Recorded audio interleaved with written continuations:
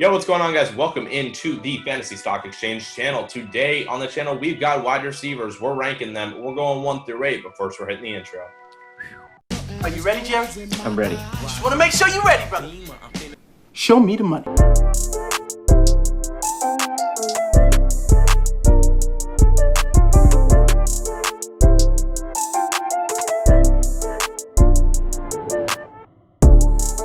Yo, show me the money!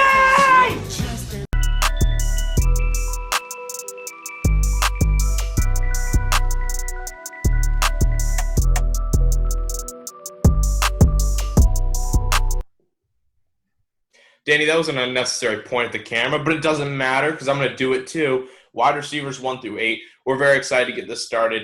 Guys, welcome into this video. Lucas is here. We got Danny. We got Bush. And as always, Tyler. Guys, let's kick this thing off. Lucas, I'll let you introduce the first wide receiver on our list. For sure. So obviously this is consensus, so it's added up the player rank divided by 4 to give you the new rank. So Michael Thomas is our 101, and we are exactly half and half in terms of the 1 or the 2 spot. So Tyler, if you want them to go first, they can, or we can go first. You can decide. Yeah, Bush just isn't buying in because he's a Bucs fan, but I'll let him talk about that. No, honestly, I did these rankings based on half PPR.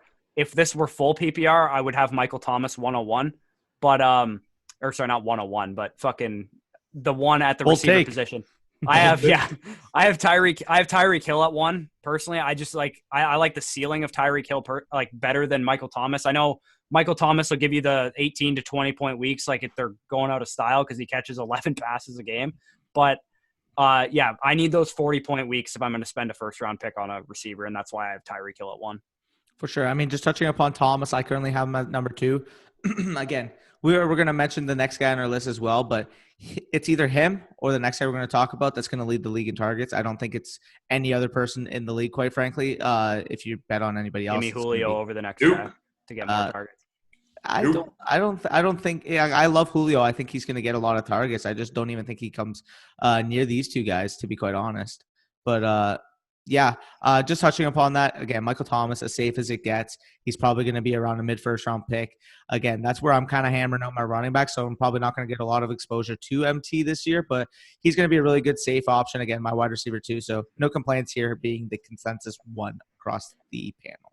Yeah, I'll tell you what I'm exposed to, the Fantasy Stock Exchange channel. Guys, quick reminder, subscribe, like, comment, all that fun stuff. So, yes, I had Michael Thomas at the 1. Bush, when you smile, it makes my day. So I have Michael Thomas at the 1.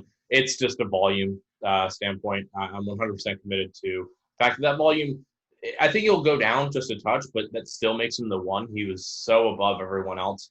I really do like Emmanuel Sanders this year. I want to make that clear to the audience. I think it's actually going to help Michael Thomas because he still will provide some attention on the field. But Michael Thomas, just from a sheer volume standpoint, will be my 1 until he breaks his leg.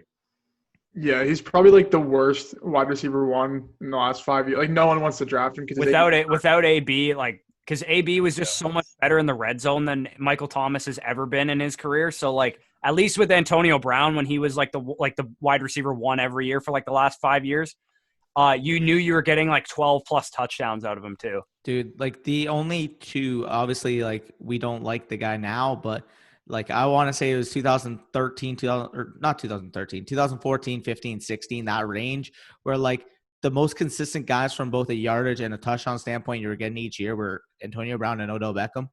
And like Michael Thomas, he did have 9 touchdowns last year, but he's not a sexy pick.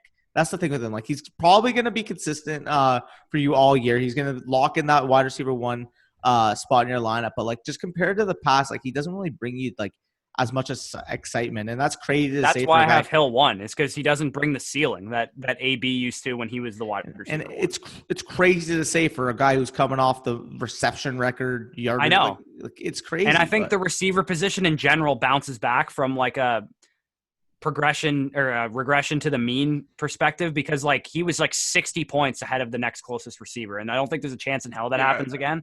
And that happened in 2017, and it really adjusted itself in 2018. He was 90 ahead of Godwin and had like 60-some more targets and 30 more targets than Hopkins, Julio, and Keenan Allen, and he finished with about 100 more points than them. Yeah, no one played 16 games. That's why. Godwin, Evans, no one ever all does. those guys missed a Yeah. couple games. So, yeah, I mean, it's just like I'm not saying it's a bad pick per se, but I'm just saying that it's not valuable in a sense of just take Julio middle round 2 and I don't know. I mean, depending – I'd say the highest you could get is like a Dalvin Cook, and the lowest you would take would be like a – I don't know, Eckler, Derrick Henry, Jacobs. Yeah, so it's definitely just not really a good pick. And that leads us into the full split here. Davante Adams is our consensus 2, and none of us have him at the same rank spot. So Danny has him at 1, I have him at 2, Bush 3, and Tyler 5. So Danny, you can go ahead, and then I'll let Tyler go. Yeah, I'll kick it off. So I mentioned when we were talking about MT, it's a strong bet for me that one of these two guys are going to finish leading the league in targets. And to me, those two guys are going to be Michael Thomas or going to be Davante Adams. Now, when you're breaking down Davante Adams again, obviously he was hurt last year. He had 127 targets in 12 games. When you extrapolate that out, obviously we don't want to use 12-game sample size to predict 16. We don't do that. But just for context, that's a pace of 169 targets. So you're getting plenty per game. I mean, that's basically almost 11 per game if you want to stat that out. But again, the main concern with him coming off of last season was the injuries. However, he played 14 games total last year. If you include the playoffs, obviously it doesn't count in the fantasy schedule, but just to give you kind of a broad perspective, because he did play 14 total games. And in those contests, he was able to record 100 catches for 1,295 yards and 7 touchdowns. And with Adams, he had a 30.3% target market share in the games he played in 2019, third in the league, and presents, quite frankly, the most touchdown upside of any of the middle of the tier 1 receivers, recording 10 plus in the previous 3 years he had. I would argue that Tyreek has the same amount of touchdown upside just because his quarterback is Patrick Mahomes. When I go through it, though, I've seen it. I know what you mean, though. His red zone opportunity and his red zone usage is definitely the best out of all of these guys. And if we're talking a standard league, I would favor Adams over Thomas. That's the thing. I want to couple it as well because I do think he has a ton of PPR upside just based on solely volume. I mean, 110, more than 110 catches 2 years ago when he was the wide receiver 1 in fantasy on a points per game basis. But touching upon that again, 10 plus in the last 3 years. And I'm actually going to break down the stats of Aaron Rodgers' touchdown percentage versus Davante Adams' touchdown percentage as well. So again, you're going from Aaron Rodgers. He recorded a 4.6% touchdown percentage last year when his career average is 6%. So, I mean, we don't want to predict maybe it'll match 6, but it's got to raise from 4.6 just simply based on what he's been able to do throughout his career. And with Adams, his touchdown percentage per target per catch was 6% last year. His combined average the 3 years where he recorded 10 plus touchdowns was at 13.8%. So that's less than half of what he's accustomed to. So, I mean, when I'm projecting him forward, I do think he's able to get to those marks that he was able to reach before. And ultimately, if he's able to do that, he is a good bet for me to end up supplanting Thomas as the wide receiver 1 this year. But again, from a PPR perspective, I think both of them are shoo-ins to be at the very minimum top 3 in targets. So. That would make a fantastic article, Danny. I look forward to seeing you write that. For now, we're going to get real serious here. We're going to double glasses, don't ask questions. Putting on the serious look, because here's the deal. Matt LaFleur is committed to running the damn ball. He drafted a terrible running back who looks like shit on tape, but you know what? He was committed to him. He's got 3 running backs. Doesn't look shit on tape. Yeah, he does. So does Clyde Edwards-Helaire, though. He's like top 10 in like college rushing guards of all time. Yeah, dude, What do you mean? He looks like Jordan Howard. He's basically Jordan Howard. Yeah, but Corey, Clyde Edwards-Helaire is shit on tape, though. Yeah. Buddy's a mess. Anyways, I'm not interested in his tape. Watch his tape and tell me if he lasts 5 minutes. It's like me in the bedroom. Anyways, watched 5 games of him for the draft guy. Please. I can't believe you did that. What a waste of time. Anyways, I liked his tape. I thought it was fun. You're killing me here. My argument's being shot down. It's all right. I'm not committed to Davante Adams. I think his targets will go down. Matt LaFleur said, "Fuck you, Aaron Rodgers." Didn't get him another threat. They didn't go down, though. Help him. But they didn't go. Even with Matt LaFleur last year, one of the run heaviest coaches in the league, he had 127 in 12 games. Like I mentioned, that's 169 pace over a 16-game sample size. Like his targets didn't go down. The reality with all these top guys is that they're all like they project so favorably to have huge volume shares that it's really just splitting hairs. With I just don't take maybe any not of so them. much Hopkins, but that's Yeah. Tyler. I mean, listen, I'd rather take a guy in a pass-heavy offense. Tyreek Hill, Julio Jones, DeAndre Hopkins. These are guys I'd rather take.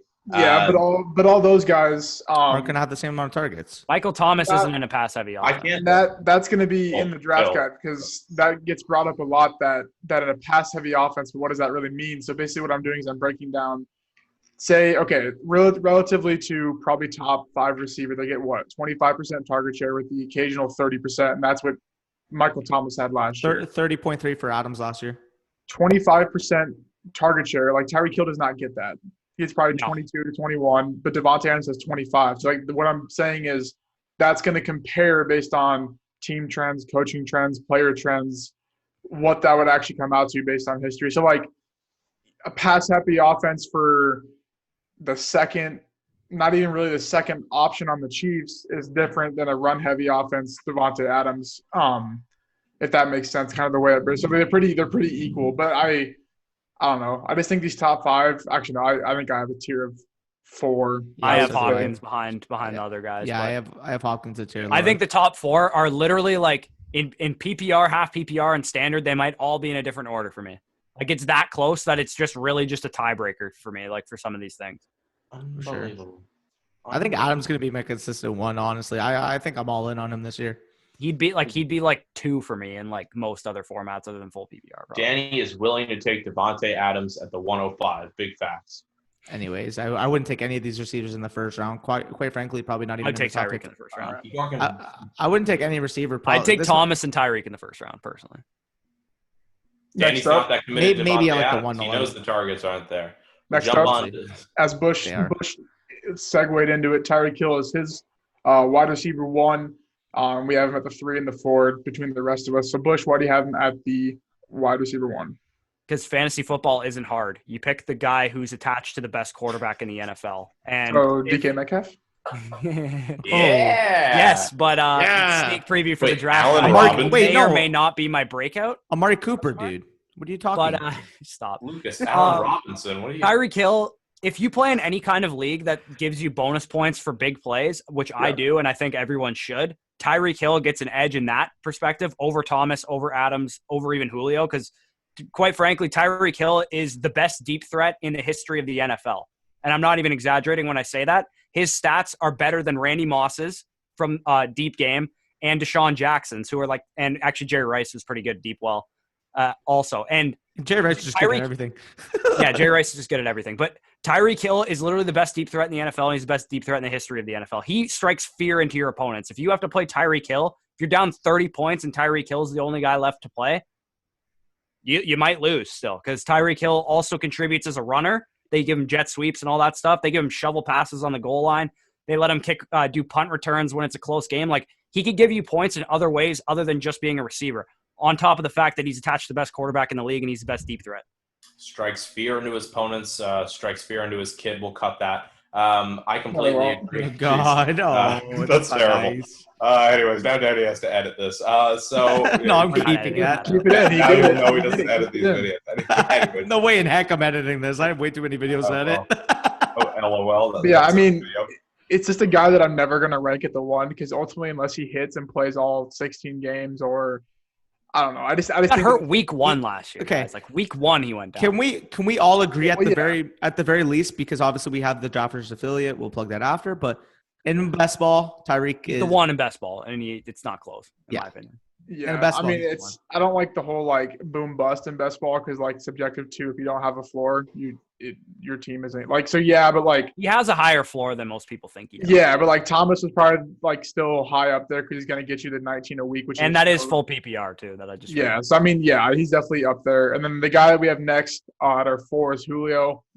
my 3. the most undervalued receiver in all of fantasy football. He's is by Probably far. he's like should be the 1, but like due to who knows why, no one ever ranks him at the 1. But I definitely don't mind him being not taking him over Thomas or Adams. But if I get him in the middle second round, I'm happy. Yeah, for Gotta sure. play. Just touching upon Julio. I mean, sorry, I'll let you go after it. I just was ready. Okay, Shatter my feelings. not bad. Anyways, Julio's my 3 again. 1, 2, 3, 4, or whatever I have it currently. Adams, Thomas, Julio, Hill. You could put that any order you want. Let's be honest. But for me with Julio, again, if this was standard, Tyreek maybe even 1 or 2. But because of the half PPR element, I do think Julio is going to crack that 100 catch plateau. Same thing with Adams, same thing with Thomas, which ultimately kind of gives them the edge for me over Tyreek. But again, coin flip regardless.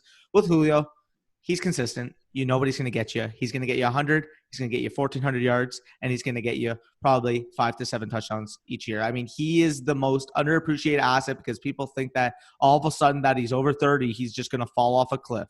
He's a fucking animal. I mean, that guy is just he's not a human being. Plain and simple. That's the last thing I really have to say about him. He's just not a human being. So if you think he's just going to fall off a cliff all of a sudden because he's 31, well, you thought wrong. So it's going to look really bad if he did progress this year, but he's not going to. His feelings are ruined. If age regression for receivers were a thing, Larry Fitz would still not be playing. Yeah, and Julio Jones is not a human being, so it doesn't count. The only reason I have him at 4 is because he's not going to he could. I mean, he's just not the guy that I would peg to get double-digit touchdowns in this group. That's literally the only reason I have. I could see all 3 of these other guys getting double-digit touchdowns. I think it's a little bit more unlikely for Julio Jones. That's my only thing against him. I definitely agree with that. So I don't know. Take him.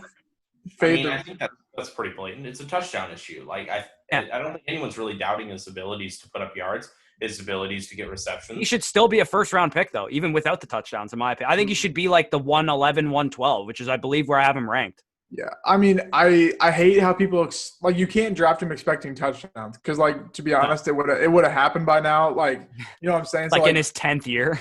Yeah, dude, we're still ranking him that high. So I think he's definitely. Imagine he had a year where he just had 12. If he gets a year where he gets 12 touchdowns, fluky gets 12 touchdowns, he's gonna be the wide receiver 1.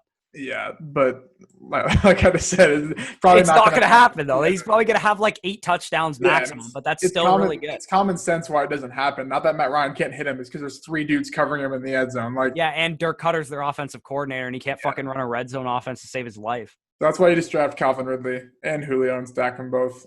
Tyler, you're up now. You're DeAndre Hopkins at the 2. Oh, yeah. All right, so DeAndre Hopkins, greatest of all time, the greatest, the GOAT. MJ, who's that? DeAndre Hopkins, fantastic. The offense is set up for him. He's going to get the receptions. There was really no one else they brought in outside of Hopkins because why would they need to? Yeah, Hakeem Butler, sure. If you want to say that he's going to take away some good volume, you could say that if you want. It's a waste of your breath. I am totally in on DeAndre Hopkins lighting up in this offensive system. I think they're finally going to go back to what Cliff Kingsbury is comfortable with running. They have the personnel to do so now. Christian Kirk is never a 1. He shouldn't be a 1 on anyone's offense, but is a phenomenal 2 that I think will actually help DeAndre Hopkins a little bit too with the tension. I think you got to buy into him. I know you guys aren't, but I'll take the risk at taking him high because I know the volume will be there. And DeAndre Hopkins is the best receiver in football in my eyes. Fantasy-wise, I think he just needs that volume, and I think he's going to get it in a very, very good offense that's going to definitely go up this year. Now kill me. It says here I have him at 7, but I actually once this is coming out, he actually switched to 6. So one bump. Little nugget, but again, I can't put him in that top 4 range simply because the change of scenery is just going to be a very big transition. I mean, we've seen it multiple times, alpha receivers switching offenses in the offseason. Usually takes a hit on them year 1. I mean, I know Lucas is probably going to break down the stats on that. I know he probably has that up his sleeve. But, I mean, we've seen it with receivers like Odell Beckham, for example, was considered easily a top 5 to 7 talent in the league, goes to the Browns, and now he's freaking – well, Baker Mayfield sucks. Kyler Murray's actually good. So not to mention, we see that in a normal offseason. Now you got this offseason with COVID, and they don't have a chance to acclimate themselves, learn the system. That's my only concern with him. That's the only reason he's a tier below those guys. He's obviously as talented as those guys are. If he was still in Houston right now, he would be in that tier with those 4 guys. Kyler Murray will go into Baker status if you don't realize you have to throw the ball to fucking DeAndre Hopkins. I understand the connection on paper sounds great, but I mean, Danny mentioned it with COVID and stuff, you just have no idea how well they're going to be able to form a connection. And that's the only thing that's keeping me from putting him in that top tier. Throw the ball, he catches it. It's not you're not dealing with With the- People could have said the same thing about Beckham last year, though. Yeah, well, Beckham's a pussy and Baker Mayfield sucks. So So I guess Some people believe that Beckham is as good as Hopkins. I'm not one of them, but some people do. where I stand is the whole fading the wide receivers changing team. Rich Rebar has a post. I'm not going to break it down. Just go on Sharp Football Analysis and read it. It is probably top 5 article you need to read. If you were to fade every single receiver, alpha receiver switching teams with an ADP in the top 24, you'd be winning your fantasy leagues every single time you faded it, minus one guy whose fantasy points went up like 1.2%. So like they stayed the same. But in reality, the wide receiver position, just take Chris Godwin a round later, maybe 2 rounds later, and you're not going to be losing anything. And the whole COVID thing with the air raid, I don't think it matters because the air raid isn't a complex offense.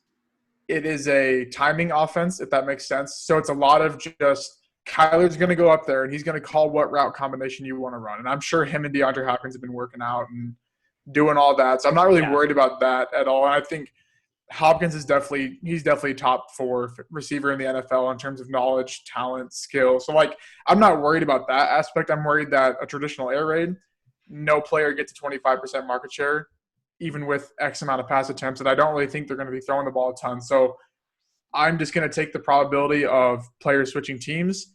And if I miss out, okay, I'll miss out on like the wide receiver 3 or 4, but then I'll just go take the wide receiver 7, who's 2 points per game less than DeAndre Hopkins is 3 rounds later. So I just don't think Hopkins, to me, he actually had a down season. Do you guys remember this? In 2016, he had a down season, and he was kind of like a post-type sleeper in 2017, and he re-broke out again because, I mean, he was good before that, but the difference was that he had Deshaun Watson, and Deshaun Watson, I don't think people understand how good Deshaun Watson is. Yes, Kyler Murray showed promise, but he's not Deshaun Watson. He's not as good as Deshaun Watson. So, yes, we've seen Hopkins perform with bad quarterbacks before, but if he was going to the Seahawks, I wouldn't be concerned because it's Russell Wilson. But I'd be concerned by Lockett and Metcalf. Any change from the Texans, in my opinion, is a downgrade at quarterback unless you go to the Chiefs or the Seahawks. Because I think Watson's the 3rd best quarterback in the league, in my opinion. Yeah, I mean, it's not – I don't know. It's a completely different landscape that he's going to be in. So do what you want. I'm not going to argue taking him at 2. I'm just going to favor the probability of him missing, which has been very, very high. And you can see that on the article. It's not been good at all. So next up, we have the 2 Bucs receivers back-to-back. So at our 6, Chris Godwin, our 7, Mike Evans. Yes, noodle arm Tom Brady will support 2 wide receiver 1s. He ain't no Jameis, though. He ain't no Jameis. If you saw my post on Twitter about Edelman breaking down Brady's stats, completely different offense. I love Edelman, but he's not on the tier of making plays like Chris Godwin is. Mike Evans is. The offense is going to switch to favor Tom Brady. They didn't front load and fucking guarantee all Tom Brady's money to run Jameis Winston offense. Bruce Arians is probably a top 10 coach in the last 20 to 30 years, I would say. He knows what he's doing, and he wears a cool fedora. So take both Godwin and Evans this year. Yep. Both guys were on pace for 1,500 yards last year. With Jameis Winston. Yes, Jameis Winston's he's a bad deep passer too. Mike Evans ranked number 95 in the NFL in deep target or in target quality rating. Brady might not be a strong-armed quarterback, but guess what? He never was. So even if his arm is weaker now, it was never strong. He was one of the best deep passers in the league per ESPN's advanced metrics from accuracy and all that stuff. This offense, people might assume it's going to become like a Brady offense. Bruce Arians has come out and said that it's way easier to teach one of the smartest quarterbacks in the last 100 years a new offense than it is to teach an entire offense to the rest of the team. And just don't overthink these two. Yes, we might be excited for Gronk and Howard and Tyler Johnson and Scotty Miller, but all these guys are going to get their targets after Godwin and Evans get theirs. Yeah, Bush, I mean, come on. Brady's there. That just means instantly that Scotty Miller's the wide receiver 1, man. Yeah. Blake Jarwin's on the fucking team. Well, according to Jim Nagy, Chris Godwin has never played. Oh, sorry, I meant Cameron Brate. Sorry, they have the same fantasy relevance. Yeah, don't try and make any fucking bullshit narrative that Brady can't sustain receivers. Randy Moss? Well, yeah, I mean, Edelman, Randy Moss. Even Josh Gordon is not as good as Evans, never has been. And 1 year. like the offense, and Chad Johnson's come out and said this too. The offense in New England is not geared towards outside receivers. The offense runs like death by 1,000 paper because cuts. Belichick knows what he's doing. Yeah. Yeah, exactly. And Bruce Arians knows what he's doing as well, but he runs a vertical offense. The offense is not changing. Like it's not becoming Brady's offense. Yeah, and you got Gronk there for like half of a season. So 4 games. Evans is still going to get the he's same there for role his that he's son. always had, and same with Godwin. Next up, and the last in this video is Kenny Galladay. Looking at the rankings, I am the lowest and Danny is the highest. I guess you guys are tied at 7 now, but I moved him. difficulties for the I think rankings. on here I have him at 6, but I've recently Got him moved. at 10 now. Yeah, I think I have him at like 8 now. But I mean, regardless, he's still clearly entrenched in that tier 2 of wide receivers. And when you're looking at it, just what he was able to produce with Matt Stafford on the field last year, ultimately, like he's going to be a productive beast. Like he was completely producing with David Blau and Jeff Driscoll throwing the ball. Just imagine if fucking Matt Stafford is able to finish the season this year. It's going to be dynamite. So similar player to Mike Evans for me, you know. He's mini Mike Evans is what he is. For sure. So I definitely like Kenny Galladay. I think I'm more at the status quo of our consensus right now. But yeah, when we were making these rankings, I was a tad higher on him. But yeah, adjusted that accordingly. So you guys will see that on the website. So stay tuned. Kenny Beans, I'm the highest on him. I love Kenny G's. I'm sold. It's again, we're talking about a mid-range kind of wide receiver, right? So I think Matt Stafford will play the whole season, and if he doesn't, shit, how can I predict that in the rankings? But if he does, number 7, I think their running offense will be a little bit more balanced. They'll have 2 guys that can actually sustain. So when Carry-On drops week 3, there goes the running game anymore. They actually still have that efficiently. And Kenny G will actually benefit from that. I don't know how I really feel about the division. I don't really think the defenses are as OP as normal. So that's kind of 6 games that I feel like are going to be easier for him. I just really am getting behind Kenny G. I think Marvin Jones will put up good offensive numbers. I don't really know how I feel about TJ Hawkinson. I don't really have him that high. So someone's got to produce fantasy numbers. Kenny G's done it with Matt Stafford. Let's get the full season in. Wide receiver 7 for me that's very comfortable for me. So I'm pretty good with locking that in right now. For sure. What do you have to say? Yeah, I mean, the only thing with me is that Marvin Jones per game splits were like right by Galladay's. And in fantasy football, I prefer to take the similar alternative 8 rounds later in fantasy drafts. So that's really the only thing I have different, I guess you could say. And I think he was good with David Blau and whoever the fuck the other Broncos back up Driscoll now, because it was just all air yards. And if you hit on 50% of your air yards, you're going to be a good fantasy receiver when the air yards are that high. So like, I don't know how much better it can get from what he put up last year, because if it's going to get better, we need to rank him in the top 5, because like plain and simple, that's what it's going to be. So I think it's just kind of a tough spot, but I think he'll be a fine. If you go running back, receiver, he'll be a fine wide receiver 1 for you.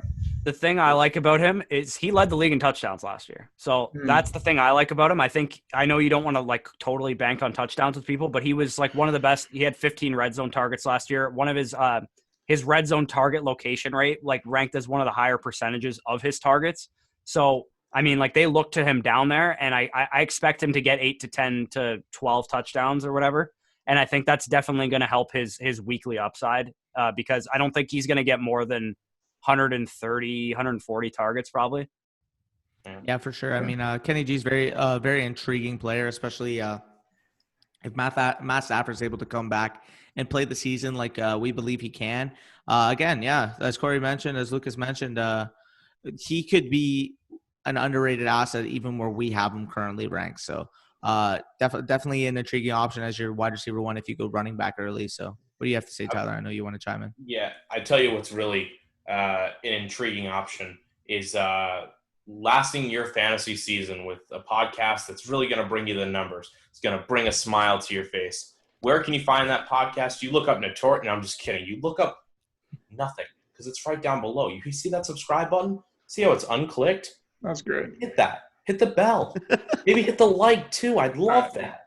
We'll be running some draft guide giveaways as well, probably with like relating to people commenting that they're part of the notification squad or something like that. So make sure you guys engage at the bottom of these videos here. Definitely leave your comments down below, and you might win a free draft guide. Yeah, I mean, heck, trust me, the work that's being put into this draft guide, y'all don't want to miss out on it. Again, as I say all the time, the quality content is on the way.